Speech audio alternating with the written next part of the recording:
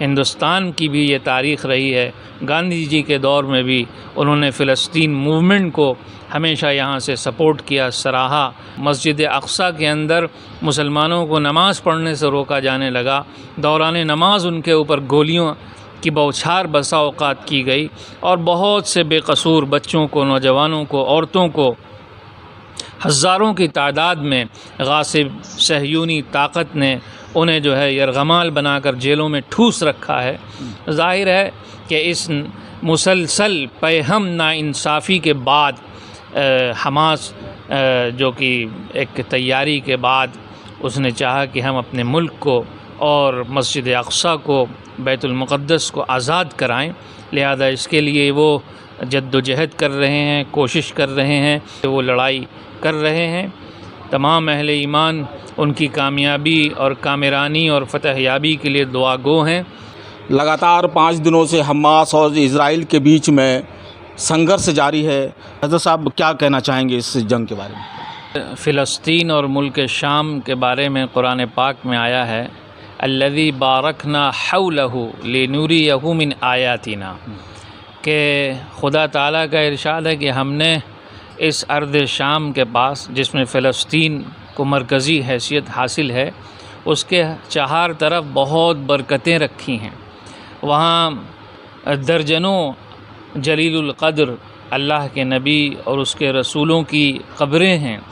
اور وہ ایسی ارض مقدس ہے کہ تقریباً آج سے یعنی 1450 سال پہلے جو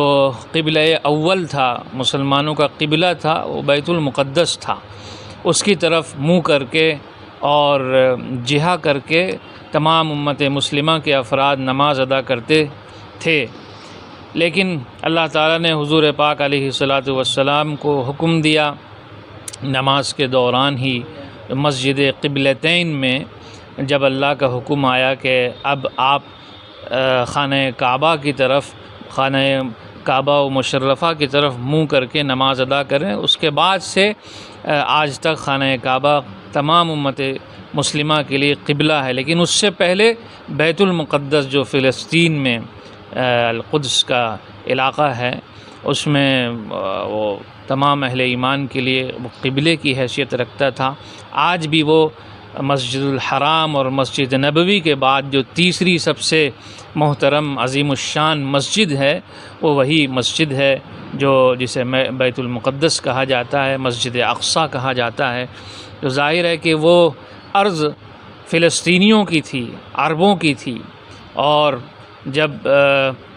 پہلے ورلڈ وار کے موقع پر جب یورپ سے یہودیوں کو نکالا گیا، تو برطانیہ اور امریکہ اور اس وقت کی جو بڑی طاقتیں تھیں جن کے پیچھے شیطانی ذہن ہمیشہ کام کرتا رہا ہے، انہوں نے اس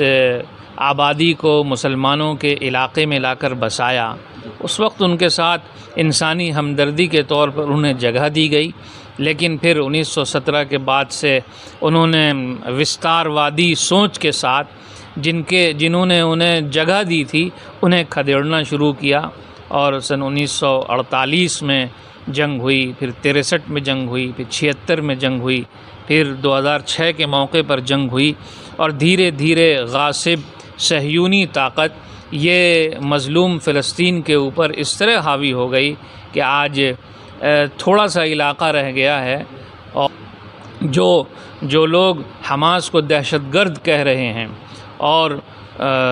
اسرائیل کے حق میں اپنی حمایت کا اظہار کر رہے ہیں، انہیں شاید تاریخ سے بہت اچھی طرح واقفیت نہیں ہے، لہذا جو مظلوم ہیں، حق پر ہیں، جن کی وہ زمین رہی ہے، ہم ان کے حق میں دعا کریں گے۔ اسرائیل کی طرف سے یہ ظلم کرتے ہوئے وہاں کے نوجوانوں کو مارا جاتا ہے اور بربریت کے ساتھ انہیں قید کیا جاتا ہے، ظاہر ہے کہ اس کا یہ ایک رد عمل ہے جو موجودہ صورتحال فلسطین اور اسرائیل کی جنگ کی شکل میں ظاہر ہوئی ہے، اور قدس کی آزادی کے لیے، مسجد اقصیٰ کی آزادی کے لیے قربانیاں دے رہے ہیں، ان کو اللہ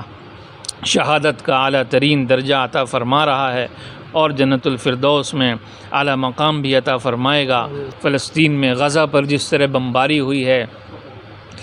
ہم سمجھتے ہیں کہ سینکڑوں بڑی بڑی عمارتیں تباہ ہو گئیں اور ہزاروں کی تعداد میں لوگ مارے گئے اور شہید ہوئے۔ انہیں چاہیے کہ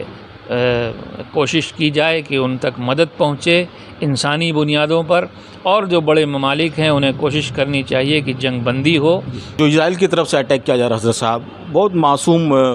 بچوں کی بھی جان جا رہی ہیں، عورتیں بھی اس میں ہلاک ہو رہی ہیں، تو اور تمام ملک سے، تمام دنیا سے یہ دعا کی جا رہی ہے کہ ان کی حفاظت کی جائے۔ بے شک اللہ ہی محافظ ہے، وہی کارساز ہے، وہی پناہ دینے والا ہے، اور اہل ایمان کو تو خدا کی ذات پر یقین اور بھروسہ ہوتا ہے۔ اسی یقین اور بھروسے کی یہ علامت ظاہر ہو رہی ہے کہ انہوں نے اپنی جان کی پرواہ نہیں کی، اپنی املاک جائیداد کی، گھر والوں کی پرواہ نہیں کی، حق کا ساتھ دیتے ہوئے حق کی راہ میں قربانیاں پیش کی ہیں۔ اس کا انشاءاللہ اچھا نتیجہ ظاہر ہوگا۔ سجادہ نصیر صاحب، نیوز 21 چینل سے بات کرنے کے لیے بہت بہت شکریہ آپ کا۔ جی آپ کا شکریہ۔